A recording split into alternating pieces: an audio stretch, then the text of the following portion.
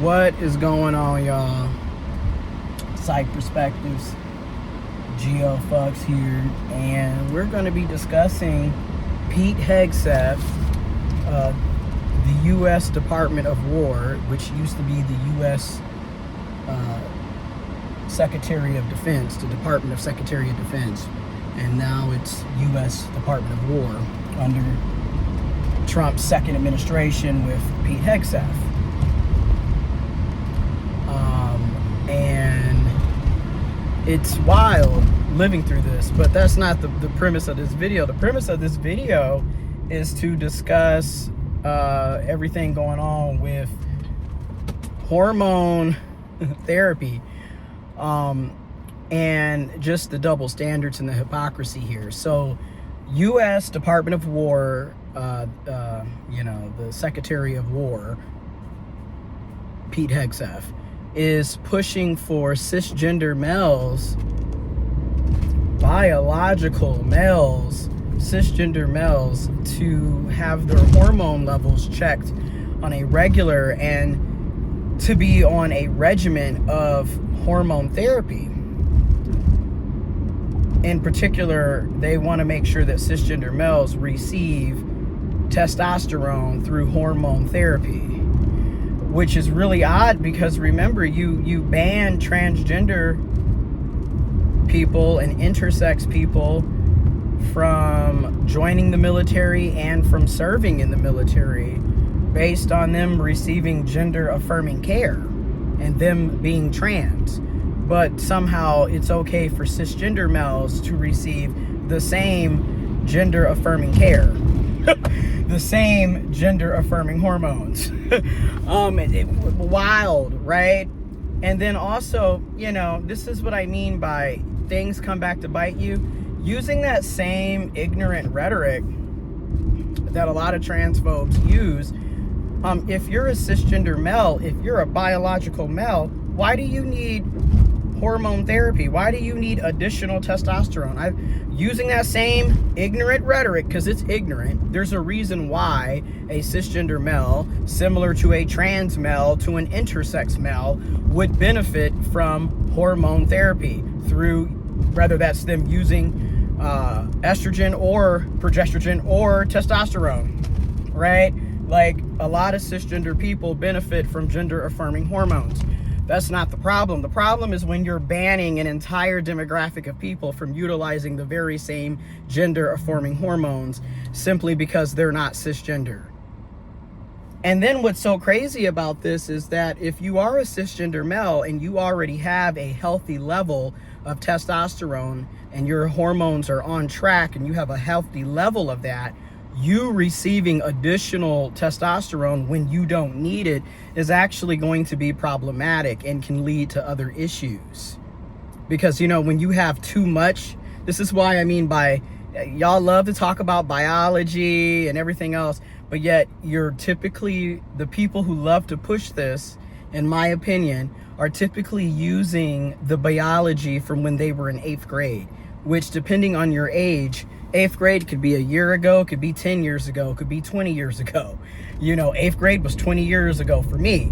So some of y'all, it's been 20 plus years. I'm talking 30, 40, 50 years ago since you were in the 8th grade, since you were 13. And you're basing your biology education off of that one class from years ago, decades ago in some cases, half a century ago in some cases. And if you know anything about biology and the chemistry of your body and hormone levels and what have you, when you have too much testosterone, it can turn into estrogen. Surprise! Which is what happens to some cis males, where they end up having gynecomastia, which is basically too much testosterone. It becomes estrogen. Now you end up having your breast tissue starts to develop very quickly and rapidly to the point that it looks like you have what would be considered breasts on a woman, right? And if that's not what you're wanting for your body, that's not going to be gender affirming very much for you, is it? But of course, this is what we're dealing with. They're like forcing you to take testosterone when that may not be what you need or want. So much for bodily autonomy. And this is what I mean by, transphobia harms everybody. Okay, and a lot of cisgender people, regardless if they are a cisgender male or a cisgender woman, they're going to be suffering from the after effects of transphobic policies. It's not just going to harm trans people or intersex people. It's going to harm everybody. And again, what is the fascination with Pete Hegseth and this whole view of what it means to be a man and who's an alpha male and your testosterone levels aren't high enough? And it's just giving small PP energy, in my opinion. It's just over the top, like what is going on, and their fascination with people's hormone levels, to people's sexuality, to people's genitalia, to people's race and ethnicity. It's just they love to talk about how identity politics is the problem, yet they typically are the ones focusing on aspects of people's identities and using it to belittle folks, to discriminate against people, to divide and conquer. Because again, what is the fascination with Pete? And you're not a man, a real alpha American warrior, patriot male. Ugh, hear me roar. We drink a bunch of beer and we can barely do pull-ups, but I'm a man. Because if you've seen that video of Pete Hegseth barely making it through pull-ups, pull-up, chin-ups, what have you, and you're just like, what? And that's the person who's going to be being the Secretary of War, the leader? What is this? And like I said, it's okay for cis males to have access to their hopefully affirming hormones. Right, but everyone else has to go through hell and scrutiny and be discriminated against and be denied the very same gender affirming hormones. We're not going to call out the double standards and the hypocrisy and the blatant transphobia. What is going on here? It's in everyone's face. And then what's so crazy about this is they're gearing up for another war. That's their whole thing. And a bunch of innocent people have already been murdered and killed throughout the country, throughout the world, in various places throughout Palestine, Lebanon, Iran, etc. And you're going to be sending a lot of young folks, a lot of millennials and Gen Z and Gen Alpha are going to be sent to die in a war for the rich and the wealthy, for the corporations, for people who they're not going to be sending their children and loved ones to die. They're also not going to be serving and willing to put their life on the line. But they don't mind putting your life on the line, our lives on the line. They don't care about us. And again, most of the people that are going to be sent away are going to be predominantly cisgender people, but let's be real, cisgender males, because you ban trans folks.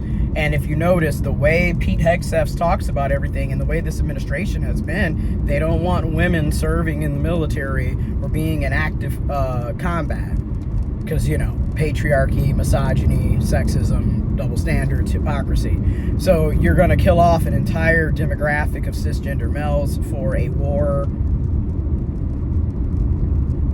People are going to be left without loved ones, without sons and fathers and brothers and uncles and friends and partners and romantic partners and husbands and boyfriends and fiancés, and etc. For what? Again, so the rich and the wealthy can make more money, can have more land, can have more power. Their ego trip is worth everyone dying and suffering. This is ridiculous. This is ridiculous. Okay?